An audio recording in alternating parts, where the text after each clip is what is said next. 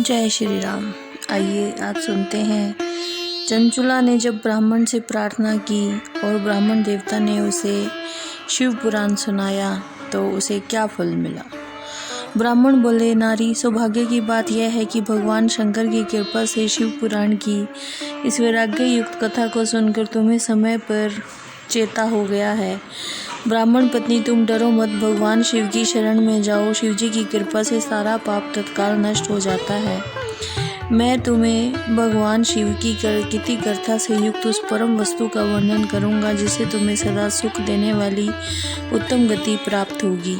शिव की उत्तम कथा सुनने से तुम्हारी बुद्धि इस तरह पश्चाताप से युक्त व शुद्ध हो गई है, साथ ही तुम्हारे मन में विषयों के प्रति वैराग्य हो गया है। पश्चाताप ही पाप करने वाले पापियों के लिए सबसे बड़ा प्रायश्चित है। सत्पुरुषों ने सबके लिए पश्चाताप को ही समस्त पापों का शोधक बताया है। पश्चाताप से ही पापों की शुद्धि होती है। जो पश्चाताप करता है वही वास्तव में पापों का प्रायश्चित करता है।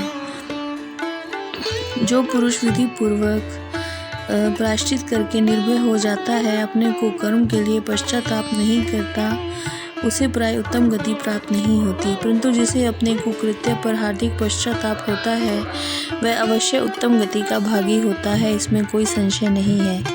इस शिव पुराण की कथा सुनने से चित्त शुद्धि हो जाती है, जो दूसरे उपाय करने से नहीं होती। जैसे दर्पण साफ करने पर निर्मल हो जाता है, मनुष्य के शुद्ध चित्त में जगदम्बा पार्वती सहित भगवान शिव विराजमान रहते हैं, जिससे वह विशुद्ध आत्मा पुरुष श्री शाम सदाशिव के पद को प्राप्त होता है। इस उत्तम कथा का श्रवण समस्त मनुष्यों के लिए कल्याण का बीज है।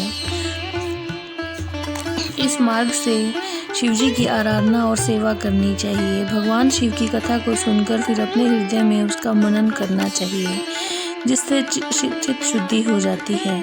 चित्त शुद्धि होने से भक्ति अपने दोनों पुत्रों ज्ञान और वैराग्य के साथ निश्चय ही प्रकट होती है। तत्पश्चात महेश्वर के अनुग्रह से दिव्य मुक्ति प्राप्त होती है, इसमें कोई संशय नहीं है। ब्राह्मण पत्नी, इसलिए तुम विषयों से मन को हटा लो और भक्ति भाव से भगवान शंकर की परम कथा को सुनो। पर भगवान शंकर की इस कथा को सुनने से तुम्हारे चित्त की शुद्धि हो जाएगी। जो निर्मल चित्त से भगवान शिव के चरण वृंदों का चिंतन करता है, उसकी एक ही जन्म में मुक्ति हो जाती है। सूत जी कहते हैं, हे शौनक, इतना कहकर वे श्रेष्ठ शिव भक्त ब्राह्मण चुप हो गए। उनका हृदय करुणा से आर्द्र हो गया। वे शुद्धचित महात्मा भगवान शिव के ध्यान में मगन हो गए। उसके पश्चात बिंदु की पत्नी चंचुला मन ही मन प्रसन्न हो उठी। ब्राह्मण का उक्त उपदेश सुनकर उसके नेत्रों में आनंद के आंसू छलक आए थे। वह ब्राह्मण पत्नी चंचुला हर्ष भरे हृदय से उन श्रेष्ठ ब्राह्मण के दोनों चरणों में गिर गई और हाथ जोड़कर बोली, मैं कृतार्थ हो गई। चंचुला ने कहा, ब्राह्मण शिव भक्तों में श्रेष्ठ स्वामी ने आप धन्य हैं, परमार्थदर्शी हैं, सदा परोपकार में लगे रहते हैं। मैं नरक के समुद्र में गिर रही हूँ, आप मेरा उद्धार कीजिए। पौराणिक और तत्व से संपन्न जिस सुंदर शिव पुराण की कथा को सुनकर मेरे मन में संपूर्ण विषयों से वैराग्य उत्पन्न हो गया है, उसी शिव पुराण को सुनने के लिए इस समय मेरे मन में बड़ी श्रद्धा हो रही है। ऐसा कहकर हाथ जोड़कर उनका अनुग्रह पाकर चंचुला उस शिव पुराण की कथा को सुनने की इच्छा मन में लिए ब्राह्मण देवता की सेवा में तत्पर हो वहां रहने लगी। फिर शिव भक्तों में श्रेष्ठ और शुद्ध बुद्धि वाले उस ब्राह्मण देव ने उसी स्थान पर उस चंचुला को शिव पुराण की उत्तम कथा सुनाई, जो भक्ति, ज्ञान और वैराग्य को बढ़ाने वाली और मुक्ति देने वाली है, जिससे चंचुला का चित्त शीघ्र ही शुद्ध हो गया। फिर भगवान शिव के अनुग्रह से उसके हृदय में शिव के सगुण रूप का चिंतन होने लगा और इस प्रकार उसने भगवान शिव के साथ रहने वाली उत्तम बुद्धि पाकर शिव के सच्चिदानंदमय स्वरूप का बारंबार चिंतन आरंभ किया।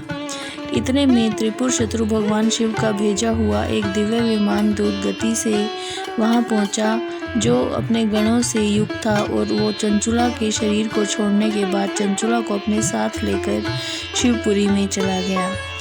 अब वह दिव्य रूप धारिणी दिव्यांगना हो गई थी। उसके दिव्य अवयव उसकी शोभा बढ़ाते थे। मस्तक पर अर्धचंद्र मुकुट धारण किए वह गौरांगी देवी शोभाशाली दिव्य आभूषणों से विभूषित थी। शिवपुरी में पहुंचकर उसने त्रिनेत्रधारी महादेव जी को देखा।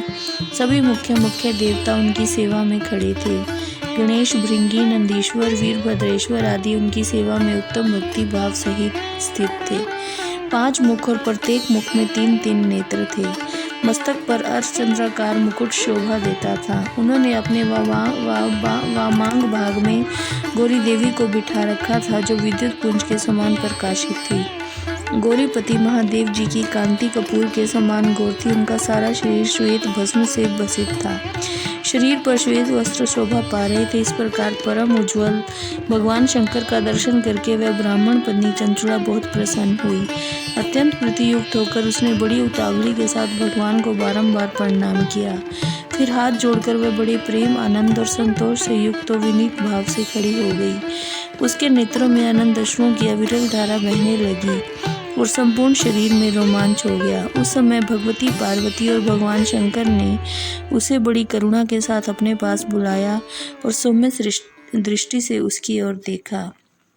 पार्वती जी ने तो दिव्य रूप धारणी बिंदु प्रिया चंचुला को प्रेम पूर्वक अपनी सखी बना लिया। वह उस परम आनंद घन ज्योति स्वरूप सनातन धाम में अविचल निवास पाकर दिव्य सौख्य से संपन्न हो अक्षय सुख का अनुभव करने लगी। जय श्री राम।